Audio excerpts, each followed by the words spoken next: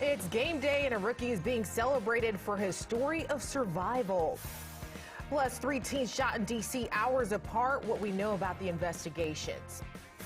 And flags are at half-staff to honor firefighters in Virginia. The message from Governor Glenn Youngkin. Good evening. Thank you for joining us for DC News Now at 6. I'm Annalisa Gale.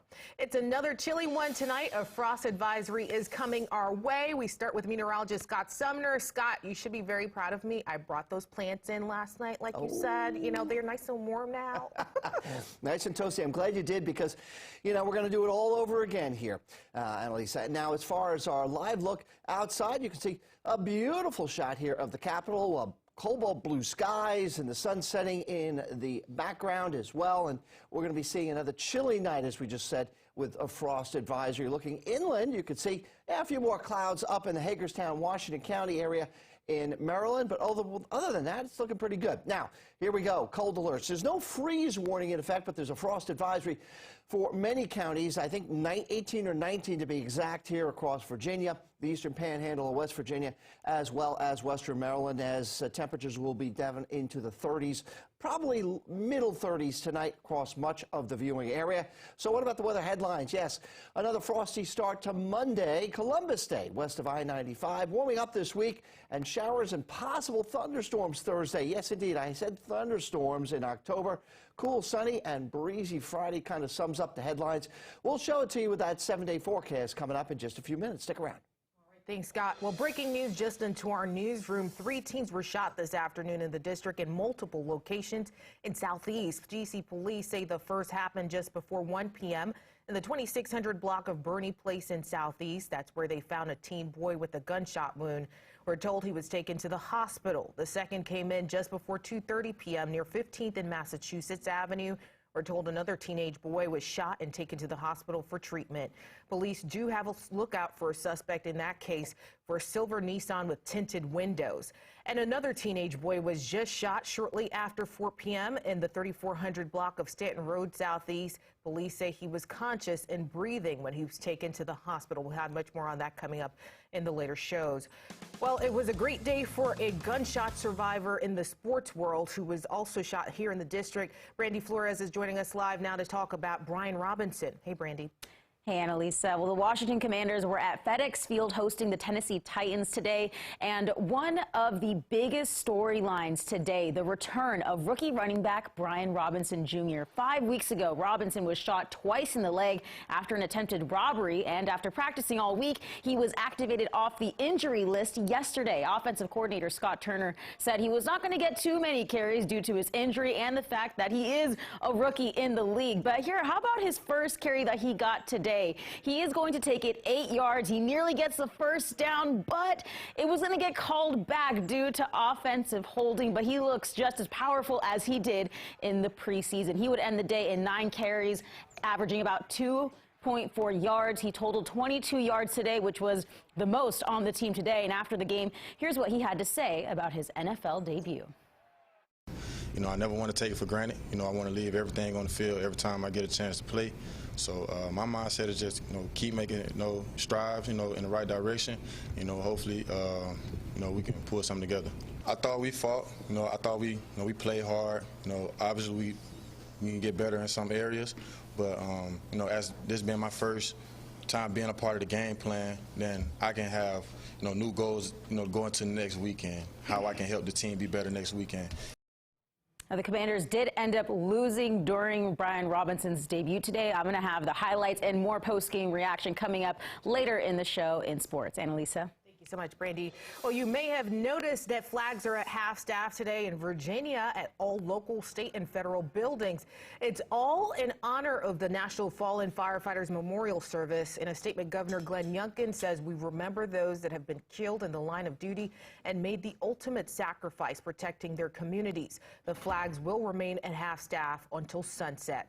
Well, in D.C., police need your help with identifying a suspect in a second-degree burglary. That incident happening on October 1st, just before 3 a.m. on M Street Northwest. Security cameras capturing someone breaking the store window and stealing an item.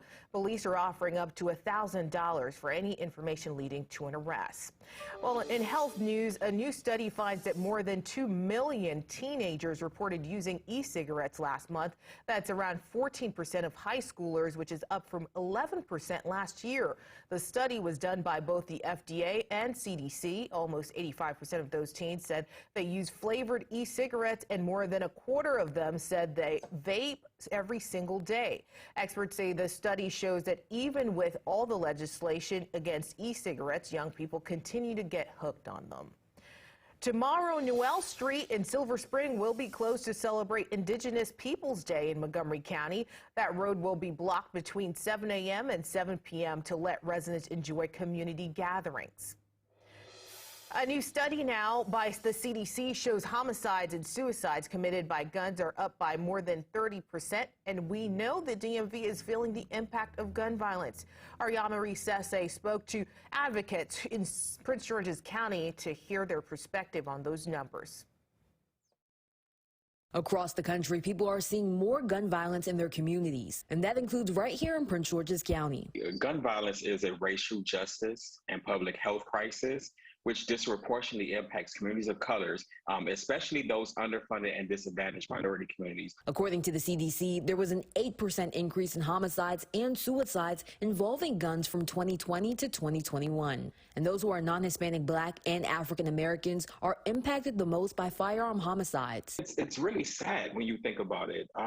And because the amount of resources and things that we can put into cities to counter these things, it's not there. And then there's no will within Congress to do anything as well. Sherman Hardy is an activist in Prince George's County. He says more needs to be done. Far too long, there's been a disinvestment comes to gun violence. If you're not going to secure us in one way, at least come on the back end and fund so that we can definitely provide more resources to our communities. And that includes mental health resources, especially among the youth. She's witnessed gun violence. She's seen people begging for mercy for their lives, and it struck me that a lot of teenagers and people are walking around with this residual trauma. And also being aware of who has a gun. You know somebody and see somebody who typically has a history of mental health concerns, or they're showing some signs of it. There should be mechanisms in place for us to be able to kind of report that and have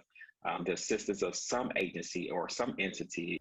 But most importantly, be willing to have uncomfortable conversations. To get into the communities and start talking to individuals, there and ask them what it is that they need in order to curb and curtail a lot of the gun violence in their community. Reporting in Prince George's County, I'm Yamari Sase, DC News Now. Well, the 45-man team from the Virginia Task Force is returning home after aiding cleanup in Florida in the aftermath of Hurricane Ian. The team arriving in Florida on September 25th to aid FEMA in supporting local officials and communities. On Twitter, the task force says they expect the team to return tomorrow. Good news there, Scott. Last week we were dealing with all that rain from Ian. Yeah, and for us, we've been on the other side. We've been dry across much of the viewing area here across the region, but we have been chilly up in this part of the neck of the woods here. Overnight, frost advisory in effect for all these counties, whether you're in Frederick County in Maryland to Frederick County in Virginia, all points in between, under a frost advisory extending further west and extending down south across the area, across portions of or just east of the Blue Ridge, really. The parts of the Shenandoah Valley is what I'm getting at here. As a matter of fact, I want to thank Brian Mitchell from Frostburg, bringing in some frosty conditions up there, sent us this photo from this morning. I'm assuming that's on his car windshield, but I don't know 100%. But anyway, Brian, thank you for sending that in. So you can see with verification here that we had frost this morning, and we'll probably have frost again tomorrow morning. Matter of fact, look at the low temperatures this morning. Down at 28 at Woodstock, the freezing mark at Kaiser and Luray, Cumberland at 30, Winchester at 36, Leesburg at 36, D.C. Like I told you last night, wasn't going to get really into the upper 30s like the forecast models were showing. So it verifies that we were sitting at about 41 degrees. However, surrounding areas like Waldorf, you got down to the freezing mark. Lexington Park, 39, Fredericksburg at 35. So yes, It was chilly out there. Right now, well, as I said to you yesterday, it did come to fruition. D.C. up to 64 degrees as we span right this moment. There are some 50s out there like Winchester and like Kaiser. But again, with the clear skies that you see outside, the temperatures are going to go right back down again. So it's another bundle up evening across the area.